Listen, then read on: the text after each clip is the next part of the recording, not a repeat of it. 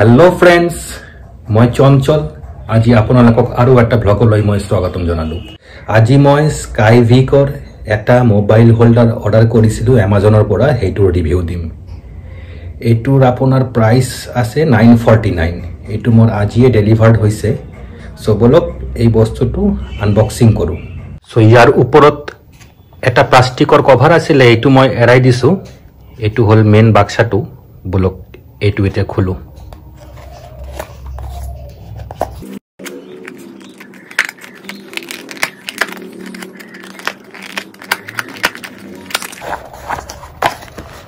ইয়াতে এটু এটা কিবা আছে, এটু এটা অলপ সাইডত ৰাখো। কি আছে সাইড আমি বিলাক আগতে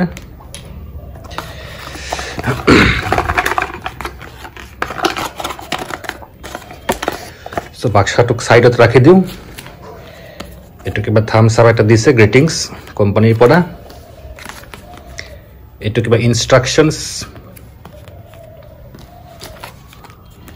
एटु किबा कॉशन आरो एबिलाक हल आपुनार मेन बस्तुखिनि, मेन यूनिट।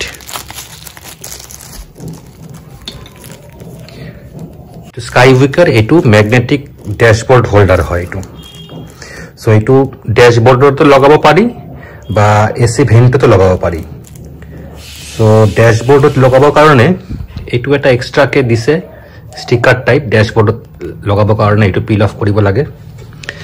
आरो एटु मेन यूनिटटु एटु आपनार पिल ऑफ करि पेले एटु डैशबोर्डत लगाइ दिब लागे। आरो जदि भाबे जे एसी भेंटत लगाबो तेने हले एटु दि लगाबो लागे। एटु कमान एनेका करि दिले खुली आइबो। सो एटु हल आपनार मैग्नेटिक स्ट्रिप टू एटू यातेई मोबाइल तो থাকিব মানে। আৰু ইয়াৰ লগতে আছে এক্সট্ৰা কে কিবা দিছে ইয়াতে। এটু এটা স্টিকাৰ হয়। এটু প্ৰথমত ড্যাশবোৰ্ডত লগাই লব লাগে, তাৰ পিছত ইয়াৰ ওপৰতে এটু লগাব লাগে। এটু ড্যাশবোৰ্ডতো কাম কৰিব আৰু উইন্ডশিল্ডতো কাম কৰিব। এটু স্পেশালি এটু উইন্ডশিল্ডতে ভালকে থাকে বস্তুটো। আঠাটো মানে উইন্ডশিল্ডতেই থাকে ভালছে। আৰু এটু হয় এটা ম্যাগনেটিক, এটু মানে মোবাইলত লগাই লব লাগে। এটু স্টিকারটো উঠাই পেলে, তো সাপোজ এটু মোবাইল আছে, এটু স্টিকারটো উঠাই পেলে ইয়াতে লগাই দিব লাগে এনেকাকে। যদি ভাবে যে এইটো লগাবো, এইটোও লগাব পাৰে। এইটো আপোনাৰ স্টিকাৰটো উঠাই পেলে এইটো ইয়াতে এনেকে লগাই দিব লাগে।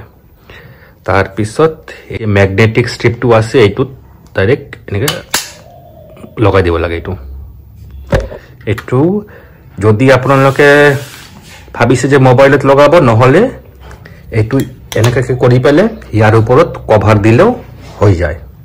এটু কিন্তু হেভি টান হয় বস্তুটো। ম্যাগনেটটো খুব পাৱাৰফুল হয়। এটু পুটুককে এৰি নাহে। গাড়ী চলাওতে কেতিয়াবা ৰাস্তাঘাট বাম্পি থাকিব পাৰে, স্পিড ব্ৰেকাৰ থাকিব পাৰে, থাকিলেও বাৰু এটু হেভি স্ট্ৰং ম্যাগনেট হয়। এটু একবাৰ লাগিলে পুটুককে এৰাই নাহে। এটু এই সব বাপ ৰে বাপ। এতিয়া আকৌটো এৰাই দিলো মই।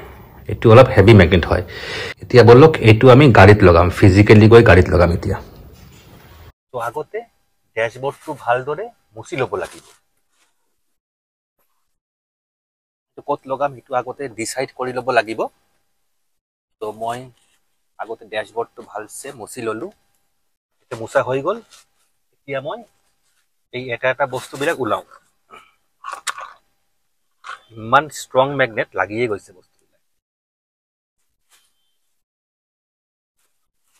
মই এতিয়ালৈকে ডিসাইড কৰা নাই মানে ড্যাশবোর্ডত লগাম নে উইন্ডশিল্ডত লগাম নে এসি ভেন্টত লগাম। মই চাই লওঁ ৰ'ব। মই পজিশনটো ঠিক কৰি লওঁ, তাৰপিছতহে গম পাম।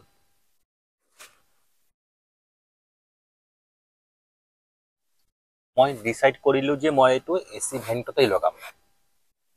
কাৰণ ইয়াতে লগালে কি হয়, গৰমে আকৌ গলি যাব পাৰে। গলি পেলে আঠাবিলাক আকৌ আপোনাৰ স্লিপ হৈ পেলে আঠাবিলাক কেতিয়াবা গলি পেলে মানে ড্যাশবোর্ড হোল্ডারটো আকৌ মানে তলফালে নামি যায়, নহলে উঠি আহে।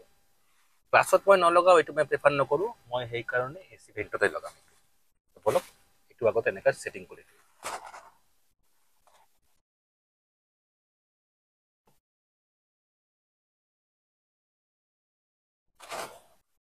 এইটো লগাই দিলোঁ।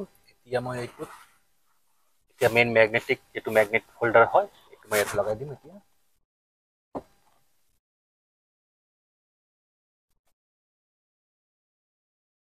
মোৰ এতিয়া এইটো ৰেডি হৈ গ'ল। এতিয়া মই মোবাইল লগাই দিব পাৰিম আৰু। এতিয়া ইনষ্টলেশ্যন কমপ্লিট আৰু এতিয়া মোবাইল হোল্ডাৰটো ৰেডি হৈ গৈছে। ইয়াতে মোবাইলটো দিলে এতিয়া ঠিক ঠাক হৈ ষ্ট্ৰং হৈ থাকিব আৰু পুতুককৈ এৰাই নাহে।